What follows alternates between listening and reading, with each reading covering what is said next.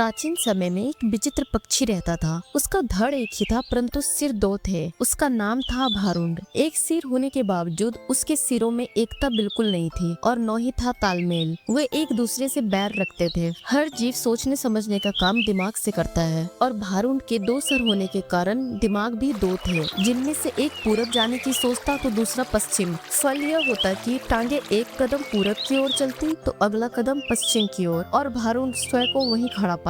भारुंड का जीवन बस दो सिरों के बीच रस्सा कस्सी बनकर रह गई थी। एक दिन भारुंड भोजन की तलाश में नदी तट पर घूम रहा था। एक सिर को नीचे गिरा एक फल नजर आया। उसने चोंच मारकर उसे चखकर देखा तो जीभ चटकाने लगा। वाह, ऐसा स्वादिष्ट फल तो मैंने आज तक कभी नहीं खाया। भगवान ने दुनिया में क्या क्या चीजें बनाई हैं। अच्छा, जरा मैं भी चखकर देखूं। ये कहकर दूसरे ने अपनी चोंच उस फल की ओर बढ़ाई ही थी कि पहले सिर ने झटक कर दूसरे सिर को दूर फेंका और बोला, अपनी गंदी चोंच इस फल से दूर ही रख। यह फल मैंने पाया है और इसे मैं ही खाऊंगा। अरे, हम दोनों एक ही शरीर के भाग हैं। खाने पीने की चीजें तो हमें बांट कर खानी चाहिए। दूसरे सिर ने दलील दी। पहला सिर कहने लगा, ठीक, हम एक शरीर के भाग हैं, पेट हमारे एक ही है। मैं इस फल को खाऊंगा तो वह पेट में ही जाएगा और पेट तेरा भी है। दूसरा सिर बोला, खाने का मतलब केवल पेट भरना ही नहीं होता भाई, जीव का स्वाद भी तो कोई चीज है। तबीयत को संतुष्टि जीव से ही मिलती है। खाने का असली मजा तो मुंह में ही है। पहला सिर तुनक कर चिढ़ाने वाले स्वर में बोला, मैंने तेरी जीव और खाने के मजे का ठेका थोड़ी ना ले रखा है। फल खाने के बाद पेट में डकार आएगी, वह डकार तेरे मुंह से भी निकलेगी, उसी से गुजारा चला लेना। अब ज्यादा बकवास न करो और मुझे शांति से फल खाने दे। ऐसा कहकर पहला सिर चटकारे लेकर फल खाने लगा। इस घटना के बाद दूसरे सिर ने बदला लेने की ठान ली और मौके की तलाश में रहने लगा। कुछ दिन बाद फिर भारुण भोजन की तलाश में घूम रहा था कि दूसरे सिर की नजर एक फल पर पड़ी। उसे जिस चीज की तलाश थी उसे वह मिल गई। दूसरा सिर उस फल पर चोंच मारने ही जा रहा था कि पहले सिर ने चीख कर चेतावनी दी, अरे अरे, इस फल को मत खाना। क्या तुझे पता नहीं कि यह विषैला फल है? इसे खाने पर मृत्यु भी हो सकती है। दूसरा सिर हंसा, है तो चुपचाप अपना काम देख, तुझे क्या लेना है कि मैं क्या खा रहा हूँ। वो उस दिन की बात भूल गया। पहले सिर ने समझाने की बहुत कोशिश की, तूने यह फल खा लिया तो हम दोनों मारे जाएंगे। दूसरा सिर तो बदला लेने पर उतारू था। बोला, मैंने तेरे जीने मरने का ठेका थोड़े ही ले रखा है। मैं जो खाना चाहता हूँ वह खाऊंगा, चाहे उसका नतीजा कुछ भी हो। अब मुझे शांति से अपना फल खाने दे। दूसरे सिर ने सारा विषैला फल खा लिया और वह पक्षी